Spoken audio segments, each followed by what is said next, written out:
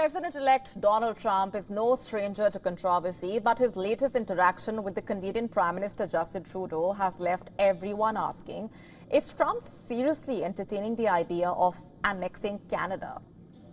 What are we talking about?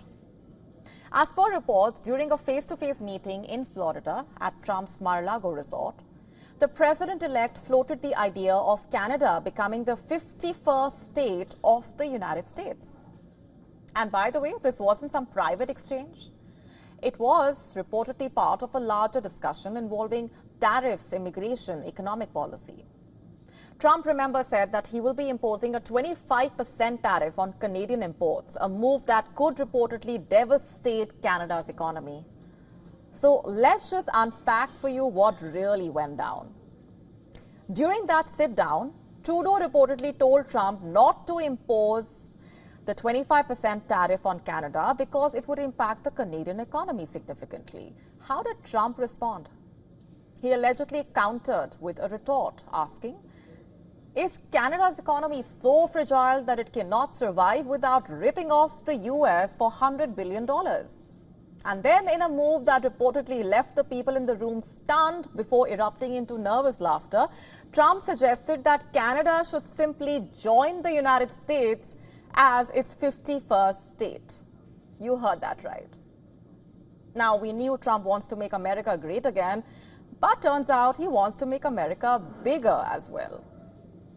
In fact, according to reports, Trump even joked that Trudeau could transition from prime minister to governor and that Canada might need to split into two states, one liberal, one conservative. Now, before we dismiss this as just Trump's trademark theatrics, let's just consider the context here. You see, this meeting was not just a casual conversation. It reportedly marked Trump's first in-person engagement with a foreign leader since his re-election victory.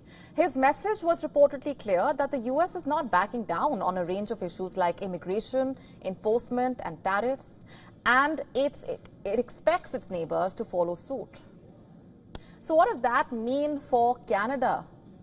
Economically, Canada is already on shaky ground. As per reports, the country's GDP grew by a mere 1% in the third quarter, far below expectations. Business investments are reportedly declining, housing renovations are down, and even exports are slipping.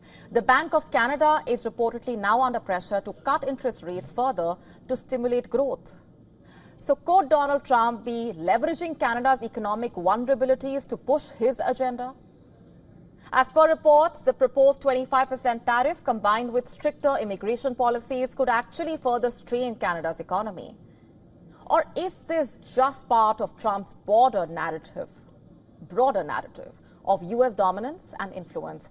Now, by framing Canada as a dependent entity, Trump perhaps reinforces the idea that the U.S. holds all the cards in its ties with Canada.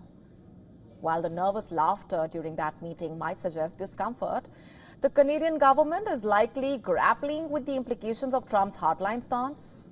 If tariffs and economic threats continue, Canada could face even tougher decisions in the months ahead. So what's the takeaway here? What happens now? Is Trump genuinely suggesting a path towards US-Canada unification, or is this just another example of his bold rhetoric? Either way, the implications are significant. For Canada, it's perhaps a wake-up call to actually strengthen its economy and assert its independence, if it can do that. For the US, it may just be another chapter in Donald Trump's quest to actually reshape global dynamics in America's favor.